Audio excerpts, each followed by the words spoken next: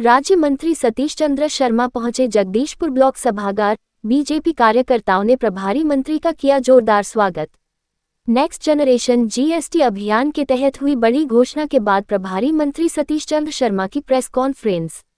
राज्य मंत्री सतीश चंद्र शर्मा ने केंद्र सरकार द्वारा जीएसटी के दरों में कमी होने के बाद की प्रेस कॉन्फ्रेंस के जरिए जीएसटी 2.0 से आम जनता के लाभ के बारे में करेंगे जागरूक। मोदी सरकार ने ऐतिहासिक कार्य किया है। मंत्री, पहले की सरकारों के समय बच्चों की टॉफी पर भी थी 24% जीएसटी थी, लेकिन अब वो जीएसटी डाउन हुई है।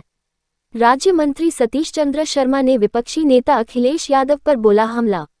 अखिलेश यादव ने मैनपुरी और सैफई का विकास किया, न कि उत्तर प्रदेश का विकास। अपने झूठे बयानों से कर रहे जनता को कर रहे गुमराह। मंत्री अखिलेश यादव द्वारा आजम खान की रिहाई व मुकदमों को खत्म करने की बयानबाजी पर बोले मंत्री।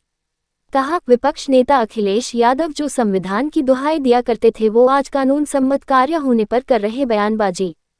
किस तरीके के व्यापारियों को लाभ मिलने वाला है और इसे कैसे लोगों तक पहुंचाया जा रहा है? देश के यशस्वी माननीय प्रधानमंत्री नरेंद्र मोदी जी के नेतृत्व और उनके कुशल मार्गदर्शन में नवरात्र के प्रथम दिन से नेक्स्ट जनरेशन जीएसटी सुधार के क्रम में जीएसटी को लागू करने का सरकार ने काम किया है।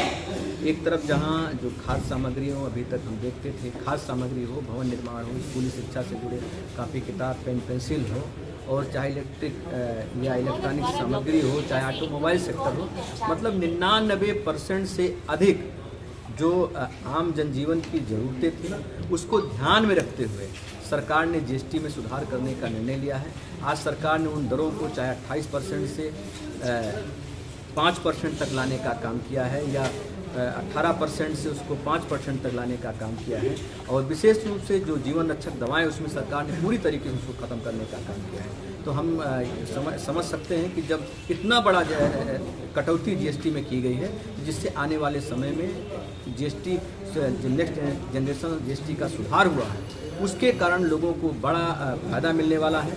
इलेक्ट्रिक अगर कोई एक मोटरसाइकिल को अगर हम समझें, अगर कोई मोटरसाइकिल कोई ले रहा है, अगर 1 लाख तक की मोटरसाइकिल ले रहा है, तो उसमें 8 से 10 हज़ार तक उसको सीधे तौर पर बचत होने वाली है। या कोई अगर व्यक्ति एलईडी टीवी ले रहा है, या वॉशिंग मशीन ले रहा है, या एसी ले रहा है, तो उस पर भी सरकार ने जो कटौती करने का काम किया, उस पर उसको सीधे तौर पर लगभग 15 से 18% तक सीधे उसको बचत होने जा रही है। इसके साथ साथ देखें तो जीवन रक्षक जो दवाएं, उस पर भी सरकार ने काफ़ी कटौती करने का काम किया, पूरी तरीके से जीरो करने का काम किया है। तो जीवन रक्षक जो दवाएं वो भी सस्ती होगी।